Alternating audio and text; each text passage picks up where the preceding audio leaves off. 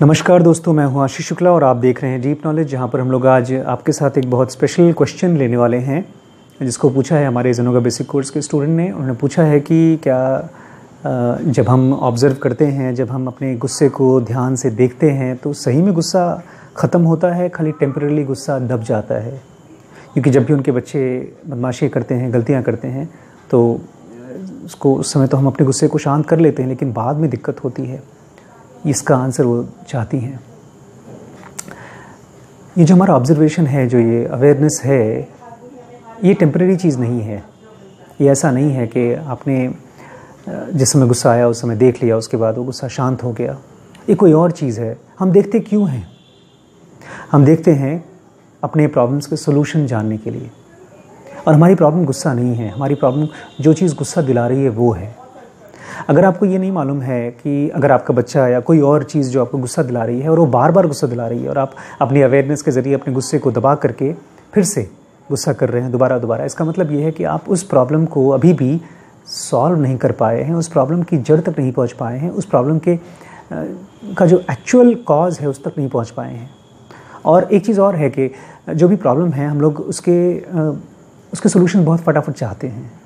जैसे अगर कोई बीमारी है तो हम डॉक्टर्स जानते हैं कि हमको पहले उसके बारे में कॉमन बीमारियों को ठीक करना पड़ेगा, नहीं होगा तो हमको और बड़ी बीमारी खोज करके उसको ठीक करनी पड़ेगी। अगर कॉमन बीमारी नहीं ठीक हो पाई तो ठीक ऐसे ही अगर आपकी जो चीज़ आपको प्रॉब्लम दिला रही है, आपको जो चीज़ आपको गुस्सा दिला रही है वो आपकी इशू है, वो आपकी प्रॉब्लम है, तो गुस्से को ठीक है, गुस्सा आए तो अपने आप को शांत कर लीजिए, नहीं भी शांत करिए, अपने आप को एक्सप्रेस कर लीजिए, लेकिन उस प्रॉब्लम के ऊपर कॉन्टेम्पलेट करना शुरू करिए जो प्रॉब्लम आपको गुस्सा दिला रही है। मान लीजिए मेरा बच्चा है, वो मोबाइल फ़ोन बहुत देखता है और ये मेरे गुस्से का कारण है और मैं उसको डांट देता हूँ तो मोबाइल रख देता है, लेकिन फिर मुझे गुस्सा आएगा जब फिर से मोबाइल फ़ोन उठाएगा तो ये क्वेश्चन ये नहीं है कि मैं कैसे अपने गुस्से को शांत करूँ और उसको कैसे प्यार से बोलूँ ताकि वो मेरी बात मान जाए। क्वेश्चन ये है कि इसका एक सेकंड लेवल का सोल्यूशन क्या होगा। हो सकता है उसके लिए मैं मोबाइल घर में रखूँ ही ना, अपने पास रखूं और घर में एक भी पीस नहीं होना चाहिए, घर में मैं लॉक करके रख दूं। ये एक सेकंड लेवल का सोल्यूशन हो सकता है। जो मैंने किया है, मैंने अपने घर में टेलीविज़न सेट नहीं रखा है, टीवी सेट रखा ही नहीं। मैंने देखा है कि टीवी के आने की वजह से मेरा बहुत टाइम वेस्ट हो जाता था और बच्चों का भी होता है ऑब्वियसली, इसलिए मैंने अपने घर में टेलीविज़न का कनेक्शन लिया ही नहीं है। कोई केबल टीवी हमारे यहाँ नहीं है। लोग ताज्जुब करते हैं, आसपास के लोग आते हैं, देखते हैं तो कहते हैं आपका घर बिना टीवी के, आपको न्यूज़ नहीं मालूम पड़ता, आपको चलता है? मैंने कहा चलता है।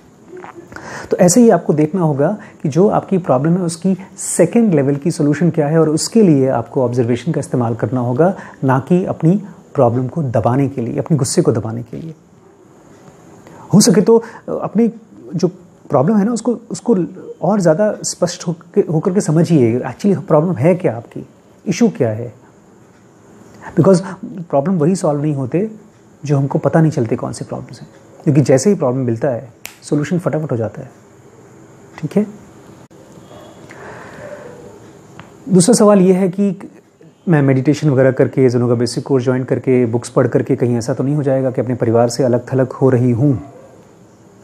कि मेरे परिवार वाले फिल्में देखते हैं, वो स्पोर्ट्स की न्यूज़ देखते हैं, पॉलिटिक्स की न्यूज़ देखते हैं, बिज़नेस की न्यूज़ देखते हैं और सब कुछ सोशली हर चीज़ में इन्वॉल्व होते हैं, लेकिन मैं नहीं होती हूँ। तो कहीं ऐसा तो नहीं कि मैं अलग थलग होकर के एक तरह का फ्रीक मानी जाऊँ अपनी सोसाइटी में, अपने आसपास के लोगों में। शुरू में ऐसा लगता है बिकॉज कहीं ना कहीं हम भी उस चीज़ को मिस कर रहे होते हैं। हमको लगता है कि काश हम भी वहाँ होते। वो अकेलापन महसूस होता है बिकॉज हम अपने आप को उस पार्ट का हिस्सा देखते हैं। लेकिन एक पार्ट ये भी होता है जो कहता है कि नहीं, इस प्रैक्टिसेस में शांति मिल रही है, अच्छा लग रहा है, तो इसलिए करते हैं। अगर इसको आप कंटिन्यू करते रहें तो पता है क्या होगा, आपके अंदर में जब शांति और ज़ेनोगा और ये जो पूरा का पूरा एनर्जी है, जब ये सेटल हो जाएगा, जब आपका माइंड बहुत शांत हो जाएगा, आपकी एनर्जी बहुत बिल्ड हो जाएगी, तब आप जहाँ जाएंगे वो कंट्रीब्यूट कर देगा। आपका प्रेजेंस उस मोमेंट को आपकी वजह से ठीक कर देगा। कहानी सुनी होगी आपने युधिष्ठिर की, कि युधिष्ठिर जब मरे तो वो स्वर्ग में गए। तो स्वर्ग में लोगों ने उनसे पूछा कि आपको एक कुछ सेकंड के लिए चलना होगा एक जगह पर। तो वो नर्क जैसी कोई जगह थी, वहाँ लेकर गए। और जब वो, क्योंकि उतना ही उनका फ्यू सेकंड्स का पाप था, कोई झूठ उन्होंने बोला था उसके चक्कर में, तो उस फ्यू सेकंड्स के लिए वो जब वहाँ गए तो वहाँ पर जितने भी लोग थे नर्क के लोग, सब उनको बड़ा अच्छा लगा। फिर उन्होंने बोला प्लीज़ और रहिए यहाँ पे, आपकी वजह से यहाँ पर बड़ा अच्छा लग रहा है। एक कहानी है, इमेजिनरी कहानी है, लेकिन मैंने देखा है मेरे साथ भी ऐसा हो रहा है मैंने देखा है कि जितने भी लोग मेरे आसपास के लोग हैं, अव्वल तो वो लोग मेरे पास रहते ही नहीं जो लोग मेरे से जिनका बहुत इंटरेस्ट मैच नहीं करता। मैं शराब पीने वालों के ग्रुप में नहीं जाता हूँ। मैं जो लोग भी फिल्में देखते हैं इस तरह की चीज़ों में जो जिसमें मेरा बिल्कुल इंटरेस्ट नहीं, मैं वहाँ जाता ही नहीं हूँ। लेकिन जो लोग मेरे साथ रहते भी हैं उनके साथ बात करते करते ऐसे मैंने देखा है अक्सर कि उनकी लाइफ में कुछ इजाफा हो जाता है बिकॉज ऑफ माई कंट्रीब्यूशन। और वाइस वर्सा, अगर वो कुछ दे सकते हैं, उनकी बातचीत सुन करके कुछ मैं समझ सकता हूँ तो वेल एंड गुड। तो ये नहीं है कि आप स्पिरिचुअल हैं कि नॉन स्पिरिचुअल हैं, सामने वाला बंदा नॉन स्पिरिचुअल है, ऐसी बात नहीं। बात ये है कि आपके अंदर में कितना दुनिया को समझने की अपॉर्चुनिटी आप है कि नहीं। हर चीज़, फिल्म हो चाहे पॉलिटिक्स हो, मान लीजिए आप अपने पति के साथ बैठे हैं, आपके पति फिल्मी आदमी हैं, वो बिजनेस के आदमी हैं, तो वो जब बातें, उनकी बातें आप ध्यान से सुनते हैं तो आपको उसमें भी इंसाइट मिलेगी। जब मैं पेशेंट्स देखता हूँ वहाँ पर कोई स्पिरिचुअलिटी नहीं होती, लेकिन वहाँ पर मुझे इंसाइट्स मिलती है। हम लोग जब आजकल पॉलिटिकल न्यूज़ आपने देखा होगा, नहीं देखा तो प्लीज़ देखिएगा। एक वीडियो बनाया है जिसमें कि मैंने मोदी जी की एक छोटी सी बात की है, कहानी फिल्मों की बात की है, लेकिन उसमें से भी स्पिरिचुअल इंसाइट्स मिलते हैं। तो जो आदमी सिचुएशन से भागता नहीं है और एक ख़ास सिचुएशन को खोजता नहीं है, उस आदमी को हर जगह पर स्पिरिचुअल इंसाइट्स मिलते जाते हैं। इसलिए इस चीज़ को ध्यान में रखिए कि भागना नहीं है, जहाँ पर है उसके साथ देखने की कोशिश करना है कि क्या यहाँ पर है, बजाय मैं वहाँ पर होता। एक मैम ने पूछा है कि मैं बहुत दुखी हूँ, मेरे घर में बहुत परेशानियाँ हैं, बहुत तकलीफ़ है, पिताजी बीमार हैं, घर की बाकी कंडीशन भी बहुत ही ख़राब है और मेरा मन में हमेशा डिप्रेशन रहता है, मैं कैसे इसमें से निकलूँ। अभी तुरंत डिप्रेशन में से निकलने की कोशिश मत करिए। अभी खाली ये देखिए कि आप कितना टाइम अपने आप को अपने आसपास की नेगेटिविटी से दूर बचा के रख सकते हैं। जैसे कि एक जैसे आदमी बीमार होता है तो जब वो हॉस्पिटल पहुंचता है और बहुत ही बीमार होता है तो हम उसको वार्ड में रखते हैं या आईसीयू में रखते हैं, अलग करके सेग्रीगेट करके, ताकि बाहर का इन्फेक्शन उसको ना लगे और वो उस इंटेंस बीमारी के माहौल से बाहर निकल के आ सके। जब थोड़ा स्टेबल होता है तब हम उसको वार्ड में भेज देते हैं, फिर उसको हम घर भेज देते हैं, दवाई देते रहते हैं। तो आपको देखना होगा कि आपकी जो दुख की जो इंटेंसिटी है अगर बहुत ज़्यादा स्ट्रॉन्ग है तो बेस्ट आपके लिए चीज़ होगी कि आप घर में से निकलें और कोई नेचुरल जगह चले जाएं। कोई समुद्र का किनारा, नदी का किनारा, कोई पेड़ों का कोई पार्क जहाँ पर ढेर सारे पेड़ हों, ऐसी कोई जगह ले लीजिए जहाँ पर नेचर भरपूर हो।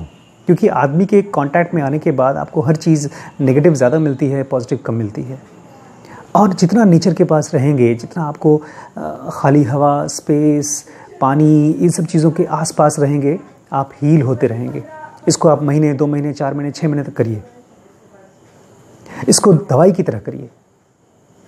ये उम्मीद मत करिए कि आपके डैडी की प्रॉब्लम सॉल्व हो जाएगी, घर की चीज़ें ठीक हो जाएंगी। चमत्कार मत उम्मीद करिए, क्योंकि जितना उम्मीद करेंगे और जितना आपकी उम्मीद पूरी नहीं होगी उतनी और डिप्रेशन आएगी आपको। तो मैं हमेशा ये कहता हूँ कि मिरेकल्स होते हैं, लेकिन तब होते हैं जब हम उसको लीस्ट एक्सपेक्ट करते हैं। इसलिए मैं आपसे कहता हूँ चमत्कार उम्मीद मत करिए, आप अपने साथ काम करिए, अपने आप को लेके जाइए नेचर के पास, स्पेस के पास, और हील होइए। पहले एक बार आप हील हो जाएंगे तो आप देखेंगे उसका असर आपके परिवार में, आपके घर पे भी आएगा। Thank you so much. एक मैम ने पूछा है कि मैं बहुत दुखी हूँ, मेरे घर में बहुत परेशानियाँ हैं, बहुत तकलीफ़ है, पिताजी बीमार हैं, घर की बाकी कंडीशन भी बहुत ही ख़राब है और मेरा मन में हमेशा डिप्रेशन रहता है, मैं कैसे इसमें से निकलूँ। अभी तुरंत डिप्रेशन में से निकलने की कोशिश मत करिए।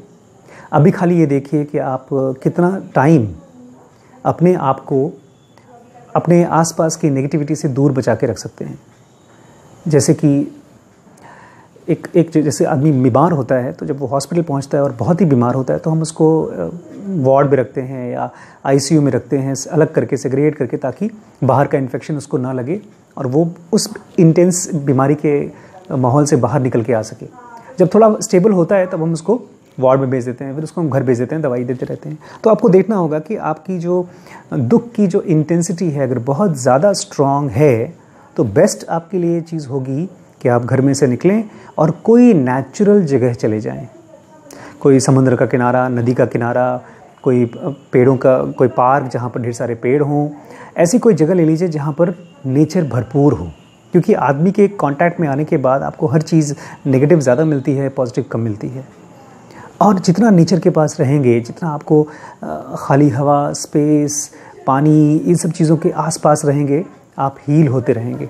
इसको आप महीने, 2 महीने, 4 महीने, 6 महीने तक करिए। इसको दवाई की तरह करिए। ये उम्मीद मत करिए कि आपके डैडी की प्रॉब्लम सॉल्व हो जाएगी, घर की चीज़ें ठीक हो जाएंगी। चमत्कार मत उम्मीद करिए, क्योंकि जितना उम्मीद करेंगे और जितना आपकी उम्मीद पूरी नहीं होगी, उतनी और डिप्रेशन आएगी आपको। तो मैं हमेशा ये कहता हूँ कि मिरेकल्स होते हैं, लेकिन तब होते हैं जब हम उसको लीस्ट एक्सपेक्ट करते हैं।